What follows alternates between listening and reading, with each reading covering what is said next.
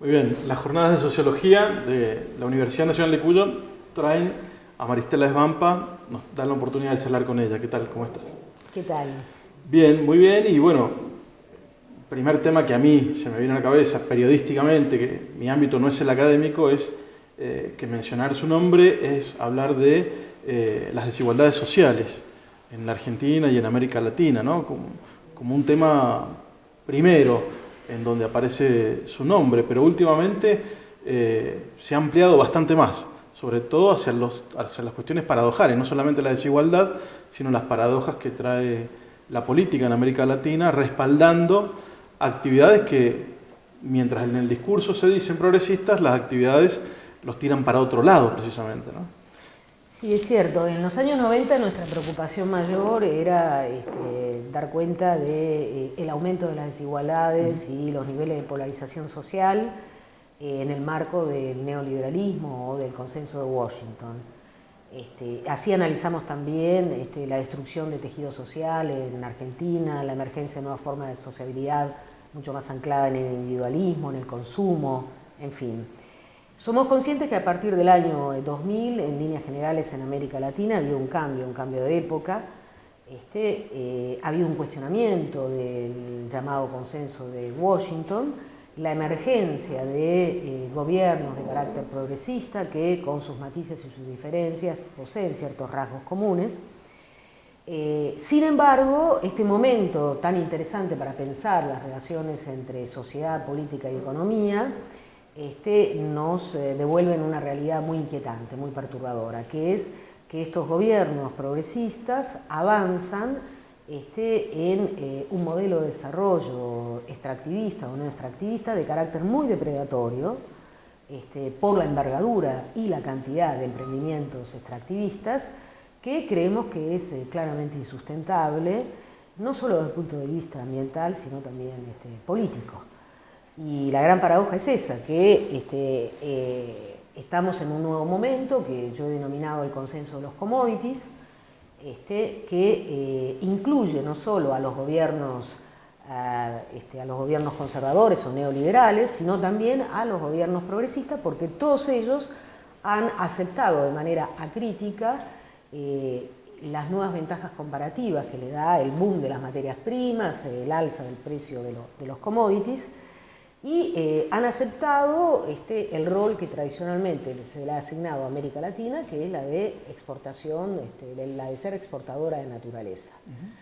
Esto trae ciertamente ventajas económicas en un primer momento, pero trae aparejado también mayores desigualdades ambientales, sociales, económicas y también políticas, algo que parece absolutamente minimizado o negado en el discurso y la práctica de los propios gobiernos progresistas. ¿Cuál es el territorio en el que se desplaza este consenso de los commodities? ¿El mundo entero o podemos localizarlo puntualmente en América? Yo creo que podemos decir que en los países periféricos son los que parecen estar destinados, ¿no?, a proveer de materias primas, commodity, que son productos indiferenciados, ¿no?, materias primas o a granel, a los países más poderosos. En líneas generales ese es el esquema.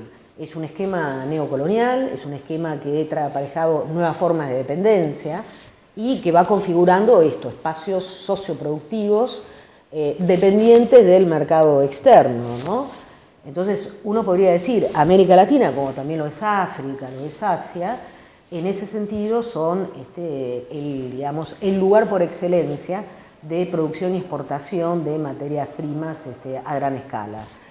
Yo hablo del consenso de los commodities, además, si bien no es una denominación que los propios gobiernos asumen como tal, para dar cuenta de este consentimiento tácito que hay, ¿no?, entre los diferentes gobiernos. Sí, pues es un tema del que no se habla públicamente. Exactamente, no se habla públicamente, sobre todo los gobiernos progresistas, porque saben que efectivamente hay un punto ciego que tiene que ver con la minimización de la cuestión del impacto ambiental, pero también, digamos, no es solamente la cuestión del ambiente, no es solamente el modo en cómo cada gobierno o país entiende el desarrollo, ¿no?, lo que es desarrollo, sino también el hecho de que este modelo trae de manera inherente una gran conflictividad social. en toda América Latina ha habido una explosión de conflictos socioambientales, ¿no? Es decir, es un modelo que avanza de manera vertical, se impone de arriba hacia abajo, avanza sin el consenso de las poblaciones. Entonces, no estamos hablando solamente de las diferencias de interpretación que hay acerca de lo que entendemos por desarrollo, no solamente estamos hablando de consecuencias o impacto ambiental, estamos hablando de lo que entendemos por democracia. Entonces son tres temas que están, digamos, inescindiblemente unidos hoy en día. Claro, y lo curioso y lo paradojal es que desde los enfoques teóricos de este nuevo momento político de América Latina se sostiene que precisamente esa riqueza subterránea es la que los conforma como bloque, ¿no? La que le da el poder para poder discutir su lugar en el mundo. Sin embargo, no miran las consecuencias de las que está hablando, ¿no? Hacia adentro de los países. Sí, también hay otra cuestión, y es que los países latinoamericanos hacen gala de un discurso que reafirma la autonomía, la soberanía de las decisiones, pero en realidad aceptaron, insisto, es el rol de adaptar sus economías a este nuevo momento. Les doy un ejemplo, el ingreso de China, ¿no? Como gran potencia en un mundo cada vez más multipolar. Bueno, China ha ingresado masivamente al mercado de capitales en todo el mundo y en América Latina en particular, y ha invertido o está invirtiendo en minería, en petróleo, también está invirtiendo, está comprando empresas, pero básicamente minería, soja y petróleo, es decir, materias primas, ¿no? Básicas. Eso genera un efecto reprimarizador en las economías latinoamericanas que se adaptan a la demanda del gran gigante chino y lo que hacen es exportar entonces cada vez más materias primas frente a esa demanda e importar a su vez productos industrializados del mercado chino. Entonces se está reconfigurando las economías también de América Latina, hay un proceso de reprimarización creciente que no puede ser leído en términos positivos más allá de las ganancias que a corto plazo podamos obtener. Eso produce grandes distorsiones en la estructura económica de las sociedades. Bueno, y no reconoce, por otra parte, regímenes políticos, ¿no? Por ejemplo, en Colombia el nuevo mapa de violación de los derechos humanos en medio de su guerra está en las zonas de explotación minera, en toda la zona sur de Colombia. Y en Ecuador se produjo un gran conflicto entre quienes fueron la base política del movimiento que triunfa, ¿no? El movimiento de Rafael Correa, ¿no? Que se vuelven en contra cuando se le abren las puertas a la minería, con lo cual me gusta seguir hablando de las paradojas porque en la Argentina también se está viviendo un proceso en donde las movilizaciones sociales son reconocidas si son amigas o enemigas. Por ejemplo, poco reconocimiento a los problemas de los pueblos originarios del norte argentino, ¿no? Que se levantan y que son reprimidos. ¿Cómo ve esta situación dentro del contexto político argentino? Bueno, antes quisiera decir que efectivamente me parece muy acertado esto de mirarlo así de manera más global, más continental. Para el caso de la megaminería no hay que olvidar también que es como la figura extrema del extractivismo depredatorio porque combina lo peor de todos los modelos, devastación institucional, saqueo económico, depredación ambiental, violación de derechos humanos. En el último año nomás, en el último año y medio, ha habido 25 muertos en situación de represión en Perú, ligados a los conflictos con la megaminería, ha habido muertos en Panamá, ha habido procesos de criminalización en diferentes países, entre ellos en la Argentina, ¿no? En la Argentina, efectivamente, el tema del extractivismo aparece también como un punto ciego. Primero, no aparece asociado a la expansión de la frontera sojera, ¿no? Que es un elemento fundamental a tener en cuenta, ¿no? Porque implica mayor desplazamiento de poblaciones y porque además el modelo sojero es un modelo que a ese nivel no puede convivir con otros tipos de economías o formas o estructuras agrarias, ¿no? Y después está la megaminería, que efectivamente también desde el año 1997, con el primer emprendimiento, que es el de la lumbrera, ha ido avanzando, pero a la par que ha ido avanzando en las diferentes provincias se han gestado fuertes resistencias. Tal es así que hay 7 provincias que registran una ley que prohíbe la megaminería, entre ellos Mendoza. Entre ellos Mendoza, que además Mendoza fue una de las provincias más movilizadas que cuestionaron la megaminería, ofreciendo precisamente una mirada diferente del territorio y también alternativas que tienen que ver con otros tipos de economía, economías regionales.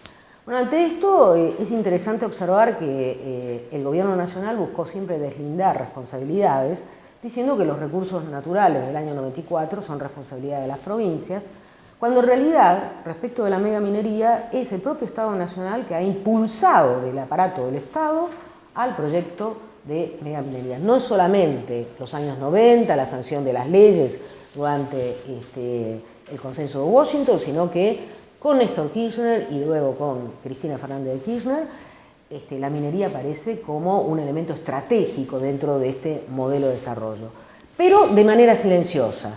Sin embargo, el año pasado con la Pueblada de Famatina, estos conflictos que generalmente suelen estar encapsulados, ¿no?, y se viven solo a nivel regional o local, llegó a la escena nacional y tuvo que debatirse públicamente acerca de sus efectos. Y ahí el gobierno nacional fue muy claro en su decisión, apostar al desarrollo de la megaminería y estigmatizar a las poblaciones movilizadas, hippies, ambientalistas, en fin. Además, como en un escenario tan polarizado como el argentino, donde los esquemas binarios tienen una fuerte presencia, la gente suele quedar entrampada en, digamos, la oposición entre el gobierno y el Multimedios Clarín. Y de alguna manera el conflicto de la megaminería quedó entrampado también en eso y no se pudo dar el debate que muchos querían que se diera. Algo que benefició al gobierno, que siguió haciéndose el sordo a los reclamos de tantas poblaciones que en nuestro país cuestionan la megaminería y también demandan una democratización de las decisiones respecto. Bueno, en algunos pueblos el debate pasa por tener o no tener trabajo, ¿no? Como si las minerías realmente fueran a solucionar la falta de empleo y sobre todo a las generaciones más jóvenes. Eso está pasando en las provincias del oeste argentino. Bueno, mire, nosotros, digo nosotros porque en realidad trabajamos colectivamente y trabajamos con gente de Mendoza también, como con el doctor Marcelo Giró, que es geógrafo, con Horacio Machado de la Universidad de Catamarca, Mirta Antonelli de la Universidad Nacional de Córdoba, Enrique Viale, abogado ambientalista. Armamos un libro que se llama Los 15 mitos de la minería transnacional en Argentina, y lo hicimos en ocasión de la discusión en el trámite parlamentario de la Ley Nacional de Glaciares, porque llegamos al Senado y nos dimos cuenta que efectivamente las voces de los reclamos de las poblaciones casi no tenían lugar, y la Cámara Empresarial Minera, los voceros de la megaminería, los gobernadores, hacían terrorismo estadístico, inflaban también los datos que hay respecto del trabajo que realmente crea la megaminería. Nosotros sostenemos, y para esto estamos avalados de documentación, que la megaminería es capital intensiva, no es trabajo intensiva. En realidad, por cada millón invertido se crean entre 0,5 y un puesto de trabajo, nada más. Y la megaminería expulsa en realidad fuentes de trabajo. Y el momento en el cual crea, o la fase en la cual crea mayor cantidad de puestos de trabajo es la fase de construcción. Pero si no, no genera tantos puestos de trabajo. Por ejemplo, en Argentina, Mayoral, el secretario de Minería, afirma en la página web que en Argentina ya se han creado 500.000 puestos de trabajo en relación a la megaminería, lo cual es falso. Puede estar hablando de los indirectos, porque los reales no son más de 28 o 30.000. Pero tampoco se sabe cuánto mide, no, ni siquiera, son 28.000. Nosotros en nuestro equipo de investigación lo estamos siguiendo eso con datos del Ministerio de Trabajo. Son realmente, siendo generosos, incorporando actividades que no están incluidas dentro de la megaminería, no son más de 28.000 puestos de trabajo. Y respecto del trabajo, los puestos de trabajo indirectos, no sabemos cómo los miden. Realmente hay una gran discusión acerca de cómo puede medirse. Y además el tipo de trabajo indirecto que crea, por lo general es trabajo precario, trabajo de servicio, porque el trabajo calificado general no proviene ni siquiera de las localidades cercanas a donde se encuentran el emprendimiento minero. Bien, yo he recorrido el país con respecto a la megaminería. El año pasado estuve en casi todas las provincias porque fue un momento en el cual se abrió la agenda y efectivamente se necesitaba hacer la discusión en los territorios. Estuve en Santa Cruz, una de las provincias más complicadas realmente para discutir esto, una provincia muy autoritaria, en donde no hay apertura ni siquiera de los medios para discutir estas cosas. Y bueno, en ese momento, estoy hablando de un año atrás, el gobernador Peralta estaba rogando a las empresas mineras que aportaran de un fondo de responsabilidad social empresarial 13 millones de pesos por mes para poder solventar a los hospitales públicos. O sea, en una provincia exitosa, se supone, porque hay megaminería, hay como 4 o 5 emprendimientos mineros que están en marcha. Resulta que, sin embargo, el Estado es deficitario y además le pide a las mineras que hagan acción social empresarial. Por supuesto, las mineras dijeron que no correspondía, ya que era el Estado provincial el que tenía que asegurar la educación. Bueno, fíjense que fue tal el nivel de conflicto, esto anticipó la ruptura entre el Ejecutivo provincial y el Ejecutivo a nivel nacional, porque efectivamente el gobierno nacional apoyó la posición de las mineras en contra de la posición de Peralta, que lo único que quería, como no puede reformar el marco regulatorio, porque la reforma solo puede hacerse a nivel nacional, era extraer un poco más de dinero, ¿no?, de la renta, la llamada renta extractivista. Entonces, en realidad hay que pensar efectivamente si esas provincias mineras, que son básicamente 3, las que están en pleno funcionamiento, Catamarca, donde los índices de pobreza y desigualdad son terribles, lo sabemos todos, que la lumbrera lo único que ha hecho es consolidar un enclave, ¿no?, de exportación. San Juan, que en realidad están infladas también y que recibe más bien subsidio de la nación. No dejó de recibir los aportes nacionales. Exactamente, ¿no?, los aportes nacionales. Y Santa Cruz, que está quebrada. La verdad que uno se hace la pregunta acerca de si efectivamente estamos ante un modelo de desarrollo tal como dicen los voceros defensores. Claro, y la pregunta es hacia dónde podemos ir como sociedad si estamos entrampados entre el extractivismo, la minería y también, bueno, proyectos que no terminan de dar frutos como es el del petróleo, que parece más un negocio inmobiliario que una concreción concreta de conseguir petróleo, y la expansión de la soja, ¿no? ¿Realmente eso se puede decir que eso es desarrollo, que eso es progreso? Yo creo que no, que la Argentina ha hecho de las peores elecciones. Ha optado por el corto plazo, ¿no? El boom de los commodities permite eso, por el alto precio de la soja, el boom de la megaminería. Hoy en día se quiere apostar también, la última vuelta de tuerca del extractivismo es la explotación de gas no convencional a través de la fractura hidráulica o fracking, que está siendo tan cuestionada en Estados Unidos y en Europa, y donde ya hay moratoria en varios países. Está haciendo las peores opciones y además hace esas opciones sin abrir el debate público. No hemos discutido jamás el tema de la soja, ni siquiera cuando sucedió el conflicto alrededor de la 125. Porque lo que se discutía en todo caso tenía que ver con la caja, pero no se discutía el modelo en sí mismo. Y en ese sentido, vos mismo lo decías, sacabas el tema anteriormente, los que son los más afectados son precisamente las poblaciones campesinos e indígenas que están siendo expulsadas por el corrimiento de la frontera sojera. No discutimos el tema de la megaminería y está avanzando con grandes cuestionamientos por parte de la población que no quieren aceptar de manera pasiva el destino minero que se les ofrece. No ven el progreso efectivamente por ese lado y a lo que apuestan, a lo que miran es al desarrollo de economías regionales. Y encima ahora queremos optar por el fracking o la fractura hidráulica. La verdad es que en este país se ha optado por un modelo de desarrollo insustentable. Y bueno, ayer leíamos en el diario El Manifesto de Italia, que es un diario del Partido Comunista, un análisis sobre la Argentina que nos miraba en perspectiva. A veces es bueno hacer el ejercicio de mirar cómo nos miran, pero no mirar cómo nos miran los que ya sabemos cómo nos miran, sino este caso fue sorpresivo porque frente a una mirada piadosa que yo esperaba, decían, bueno, miren, en perspectiva, la Argentina tiene el mismo modelo económico que durante la dictadura. Poco cambió, porque para que las empresas puedan avanzar, la represión tiene que estar en manos del Estado, ¿no?, que es lo que está pasando en algunos lugares del país. Es así. Por lo tanto, hay un discurso que va por un lado y una realidad que va por el otro.